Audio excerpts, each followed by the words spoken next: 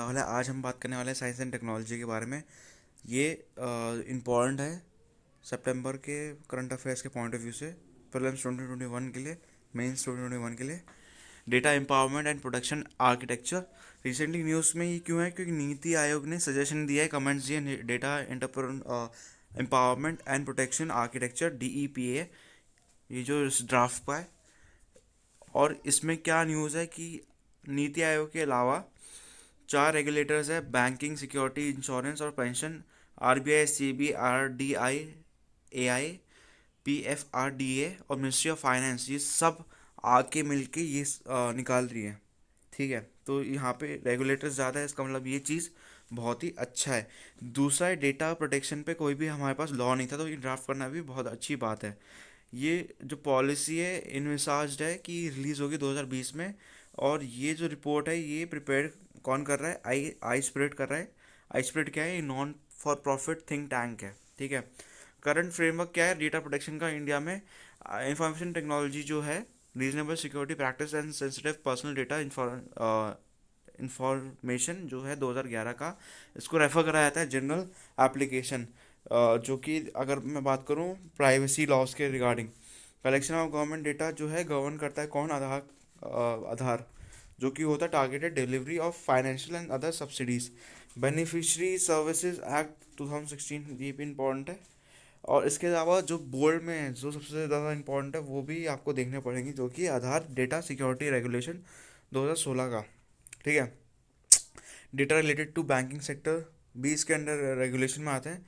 Credit information companies regulation act 2005, credit information companies regulation 2006, circular of RBI जिसमें आता है KYC circulars, master circulars जो होता है क्रेडिट कार्ड में, और customer services code of banks commitment to customers. Data related to health care sector जो कि रेगुलेट करा जाता है क्लिनिकल इस्टेब्लिशमेंट। ठीक है। इसके अलावा इंडियन मेडिकल काउंसिल जो है वो इस पे देखता है प्रोफेशनल कंडक्ट, एटिकेट्स और एथिक्स का जो रेगुलेशन है 2002 का। जो पोटेंशियल रिफॉर्म्स है with regard to data protection regime, ये भी देखते हैं। पर्सनल डेटा प्रोटेक्शन बिल जो है 2019 का, वो करंटली रेफर करता है स्टैंडिंग कमेटी। और ये non personal data governance framework पे देखता है और नेशनल डिजिटल हेल्थ मिशन पे देखता है, among others envisaged. Why data protection should be complemented with the data empowerment?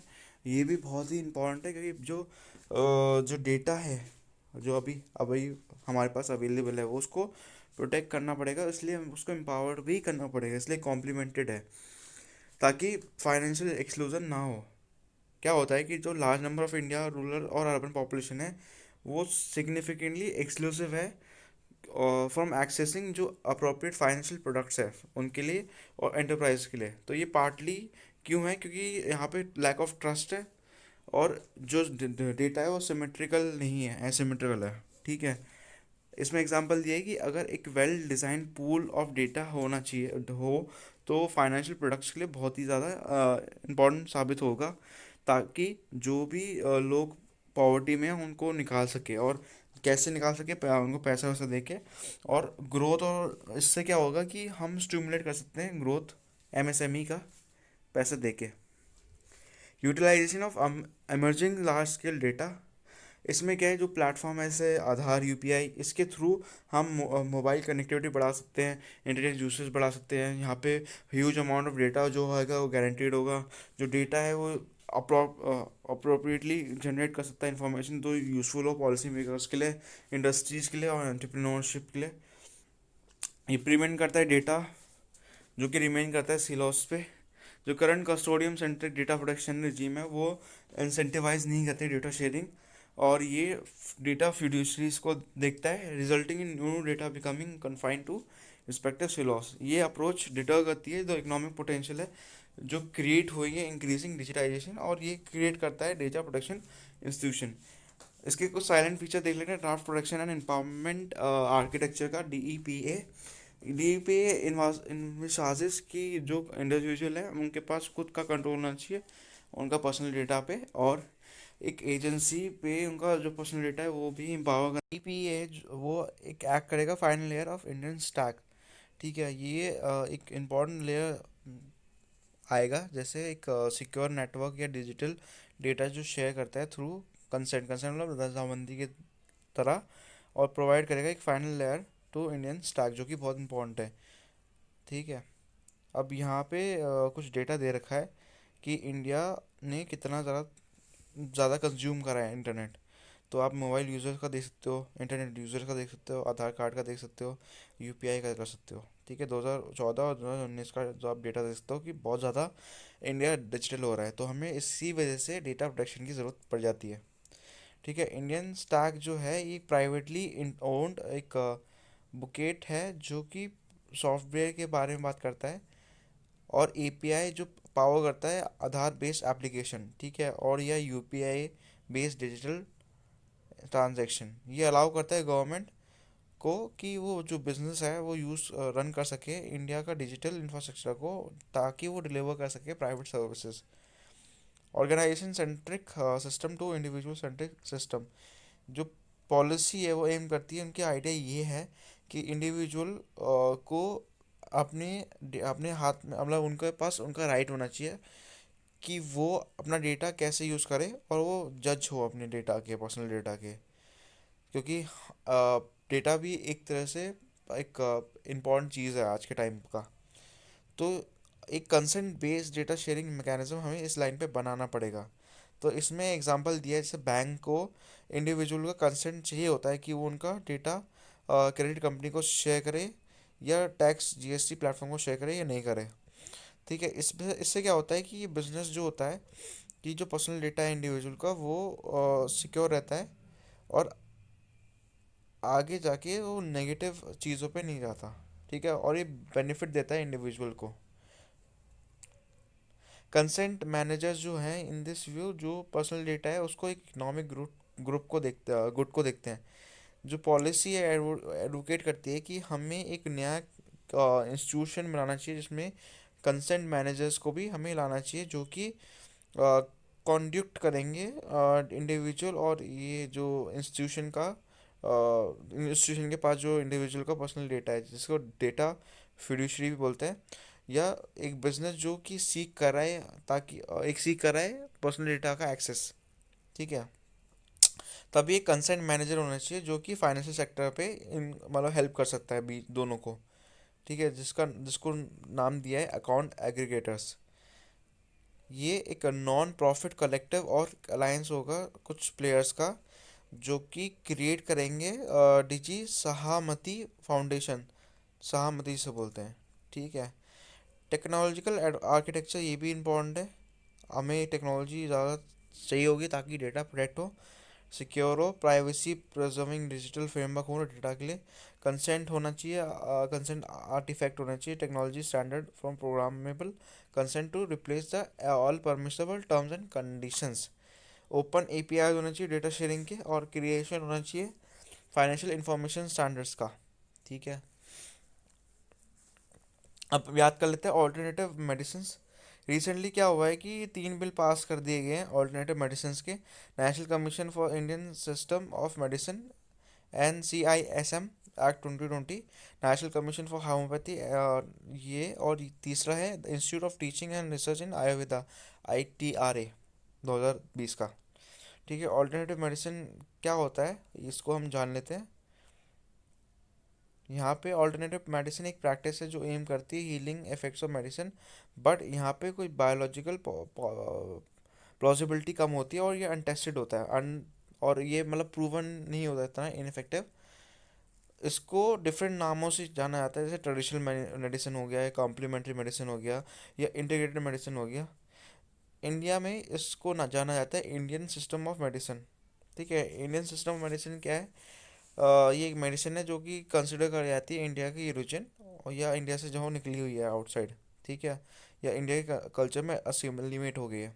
ठीक है, आयुज़म जो है वो मेनली आयुष की स्ट्रीम को करता है, मिनिस्ट्री ऑफ आयुष, आपको पता ही होगा। आयुर्वेदा, यूनानी योगा, नेचुरोपैथी, सिद्धि, होम्योपैथी, ये फास्टिंग गेनिंग ट्रैक्शन है जो कि बहुत पॉपुलर है इंडिया में।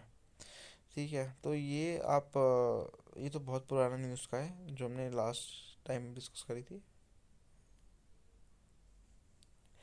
तो ये जो है बेसिकली ये डेटा कंसेंट का जो होगा वो कुछ इस प्रकार होगा, जो आप स्क्रीन पे देख सकते हो। तो पहले क्या होता है, टर्म्स एंड कंडीशन एक्सेप्ट कर दो, आफ्टर क्या होगा कि ये शेयर डेटा आप इसको कर सकते हो या नहीं कर सकते। डेटा एम्पावरमेंट का मतलब है कि लोगों के पास एक प्रोसेस होना चाहिए जहाँ पे वो अपने खुद के जिम्मेदारों या किसी की हेल्प ले सके, ठीक है, ताकि वो अपने डेटा पे कंट्रोल ला सके और प्रमोट कर सके सोशल वेलबींग। तो इसमें पीपल को अवेयर होना पड़ेगा, ठीक है। और यहाँ पे जो स्क्रीन पे आप इमेज देख सकते हो, टर्म्स एंड कंडीशन के अंडर लिखा होता है कि आप अपना डेटा शेयर कर रहे हो, पर आफ्टर में आप देख सकते हो यहाँ पे क्लियर लिखा है कि आप डेटा शेयर कर रहे हो नहीं कर रहे हो, मतलब यहाँ पे कुछ छुपाया नहीं है, ठीक है। इसके अलावा आप देख सकते हो कि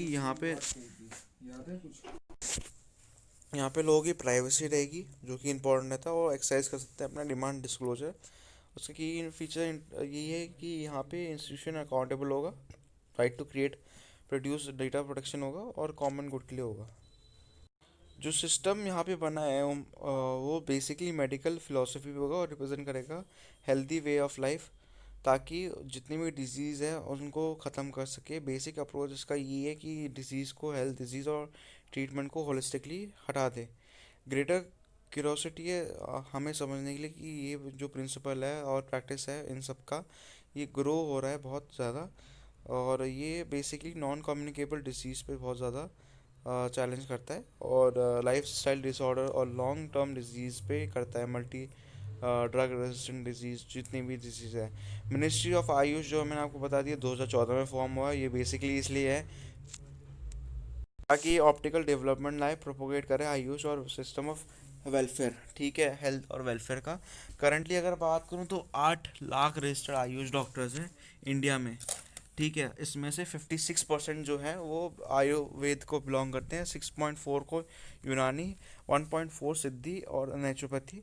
पर ये इनके पास भी सेवरल चैलेंजेस जो उनको प्रिवेंट करते हैं from integration of Ayush into main stream health care.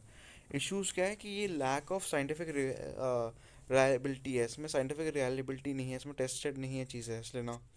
Recent health in India report करता है, एनएसओ हाईलाइट करता है कि हमें हायर प्रेफरेंस चाहिए एलोपैथी ट्रीटमेंट पे, ठीक है, अराउंड 95% जो भी प्राइवेट और पब्लिक हेल्थ में होना चाहिए। Issues with quality of medicine ये भी है कि आयुर्वेदिक प्रिपरेशन जो है वो found to be contain lead, mercury and arsenic substances, जो कि हार्मफुल है ह्यूमंस के लिए, ठीक है। इसलिए क्वालिटी ऑफ मेडिसिन भी बहुत डाउट हो जाता है। 2008 की स्टडी है यूएस की, कि 21% जो Indian manufacture patent Ayurvedic product है जो सोल्ड होता है इंटरनेट के लिए, उनमें टॉक्सिक लेवल्स में केमिकल पाए गए हैं, ठीक है। जो क्वालिटी ऑफ रिसर्च है वो सब स्टैंडर्ड हुई है, ड्रग्स जो है वो लॉन्च हुए without any rigorous paramedical studies, और इसका मीनिंगफुल ट्रायल्स भी नहीं हुए। तो एथिकल कंसर्न क्या है, ये रेज करता है बड़े सारे स्कीम्स जो कि इंक्रीज करता है कंपेल रूरल पॉपुलेशन जो कि एक्सेप्ट करता है आयुष बेस्ड हेल्थ केयर। ये ऑफन क्या करता है, ये डिस्पर्सल पे लाता है और इनकॉम्पिटेंट हेल्थ केयर सर्विसेज को बताता है। आयुष्मान भारत जो है वो नोट कर रहा है कि हमें इंक्रीज करना चाहिए स्टेट हेल्थ केयर फैसिलिटीज़ को, और रूरल पॉपुलेशन को लाना चाहिए बड़े सारे चीज़ों में। इसके अलावा न्यूज़ है वो है national commission for Indian system of medicine act, NCI-SM 2020 का एक्ट है ये। क्या इसका प्रोविज़न है, ये एक्ट रिपील करता है Indian medical central council act 1970 और प्रोवाइड करता है मेडिकल एजुकेशन। इसमें क्या क्या इंश्योर करता है, इसमें एडिक्वेट और हाई क्वालिटी मेडिकल प्रोफेशनल को बोलता है जो कि इंडियन सिस्टम ऑफ मेडिसिन पे है। अडॉप्ट करता है लेटेस्ट मेडिकल रिसर्च जो मेडिकल प्रोफेशंस ने करी है, पीरियोडिक असेसमेंट करता है और ग्रीवेंसेस को देखता है। कॉन्स्टिट्यूट करता है national commission for Indian system of medicine और स्टेट मेडिसिन काउंसिल, NCI-SM। और बड़ी सारी रिस्पॉन्सिबिलिटी होती है, ये फ्रेम करता है पॉलिसीज़ और रेगुलेट करता है मेडिकल प्रोफेशन और इंस्टीट्यूट जो कि होते हैं Indian system of medicine. Other step taken by the government क्या है कि सेंट्रली स्पॉन्सर्ड की स्कीम है, वेरी इंपॉर्टेंट है, और ये नेशनल आयुष मिशन के है। और ये जो स्ट्रैटेजी है मेन स्ट्रीम करता है आयुष जो कि होता है अंडर नेशनल हेल्थ मिशन, और नेशनल हेल्थ पॉलिसी 2017 का ये इम्प्लीमेंट होता है, प्रमोट करता है और बढ़ाता है आयुष सेक्टर को। इसके अंदर क्या होता है, आयुष फैसिलिटीज सेटअप होती है पीएचसी और सीएचसी के अंदर, और ये प्रमोट करता है आयुष सिस्टम जो कि होता है across globe. Ministry of Ayush ने साइन कर रखा है कंट्री टू कंट्री एमओयू जो कि कोऑपरेट करता है in the field of traditional medicine और होम्योपैथी और कोलैबोरेटिव रिसर्च, एकेडमिक कोलैबोरेशन, और सेटअप करता है Ayush academic chairs in foreign universities. आगे क्या होता है कि 31 आयुष इंफॉर्मेशन सेल्स है जो कि सेटअप हुए हैं 28 कंट्रीज़ में, जो कि डिसैमिनेट करता है authentic information about Ayush system. Under Ayushman Bharat क्या होता है कि 10% जो सब सेंटर्स हैं वो अपग्रेड हुए हैं हेल्थ एंड वेलनेस सेंटर, जो कि डेवलप करे जाएंगे मिनिस्ट्री ऑफ आयुष के अंडर, और प्रोवाइड करेगा कॉम्प्रिहेंसिव हेल्थ केयर फैसिलिटीज़। ये एक्सेस करता है ह्यूमन रिसोर्स और इंफ्रास्ट्रक्चर जो कि हेल्थ केयर के लिए इंपॉर्टेंट है। इंश्योर करता है state medical council of Indian system of medicine, जो कि फॉलो करेंगे रेगुलेशन जो कि ले डाउन है इस एक्ट के अंदर, और इंश्योर कर देगा ऑटोनोमस बोर्ड्स जो कि सेटअप होंगे इस एक्ट के अंदर, और ये कोऑर्डिनेट करेंगे सबसे। ठीक है, ऑटोनोमस बोर्ड्स होंगे जो सेटअप होंगे। ठीक है, board of Ayurveda, board of यूनानी, ये सब होंगे।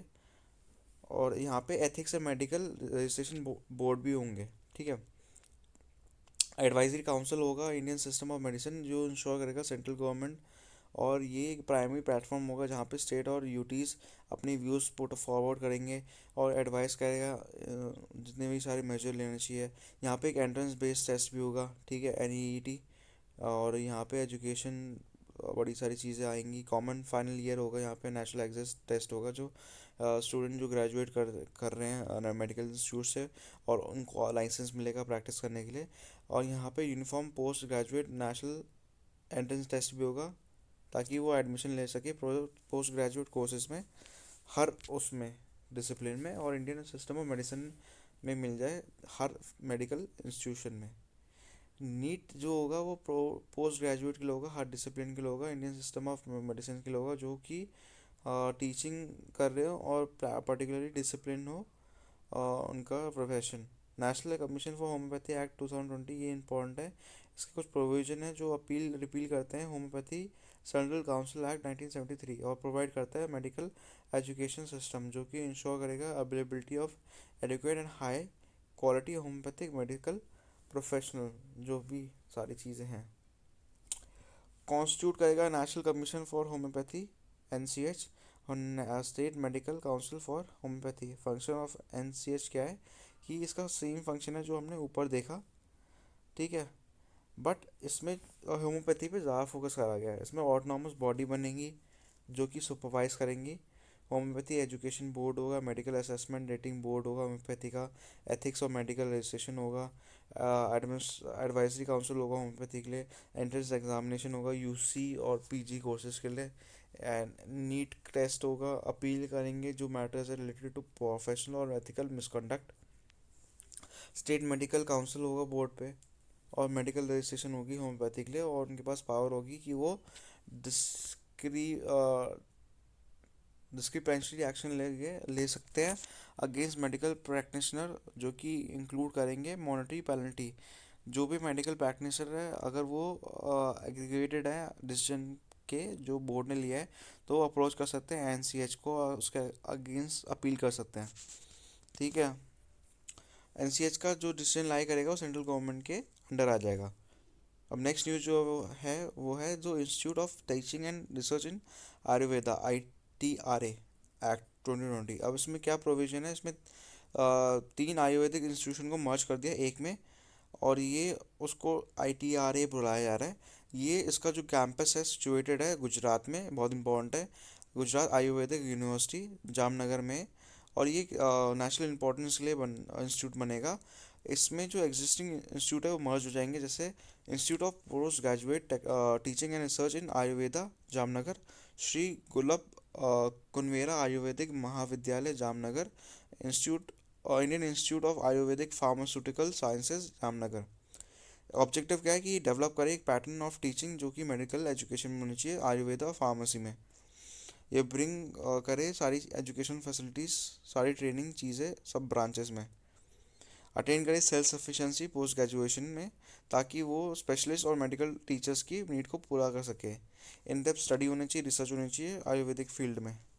ठीक है। कॉम्पोजिशन ऑफ इंस्टीट्यूट में क्या होना चाहिए, 15 मेंबर्स का होगा, जिसमें ministry of Ayush, director general, central council of research in Ayurveda, ये और 3 एक्सपर्ट होने चाहिए जो कि आयुर्वेदिक में होने चाहिए, एजुकेशन, इंडस्ट्री और रिसर्च में। और 3 मेंबर होने चाहिए पार्लियामेंट के। फंक्शंस क्या हो गए कि प्रोवाइड करेगा अंडर ग्रेजुएट और post graduate teaching in Ayurveda, इसमें फार्मेसी भी इंक्लूड है। प्रिस्क्राइब करेगा कोर्सेज और करिकुलम, जो होल्ड करेगा एग्जामिनेशन और ग्रांट करेगा डिग्रीज, जो कि बहुत ज़्यादा इंपॉर्टेंट रहेगा, टाइटल्स देगा एजुकेशन में और आयुर्वेदिक में। प्रोवाइड करेगा फैसिलिटीज़ फॉर रिसर्च, जो कि सारे ब्रांचेस में होगा। इसके अलावा कंक्लूजन क्या है कि जो ट्रू इंटीग्रेशन होगा रिक्वायर करेगा, कंसर्न स्ट्रैटेजी और फैसिलिटीज़ प्रोवाइड करेगा, जो कि इंपॉर्टेंट रहेगा, कोलैबोरेशन करेगा मॉडर्न और ट्रेडिशनल सिस्टम के बीच में। और ये हेल्प करेगा एड्रेस करने के लिए कि क्या सब सर्विलेंट स्टेटस होगा आयुष का, और फोस्टर करेगा लेजिटिमेट इंक्लूजन, जो कि मेन स्ट्रीम हेल्थ केयर में होगा। ठीक है, यहाँ तक का ये है अभी।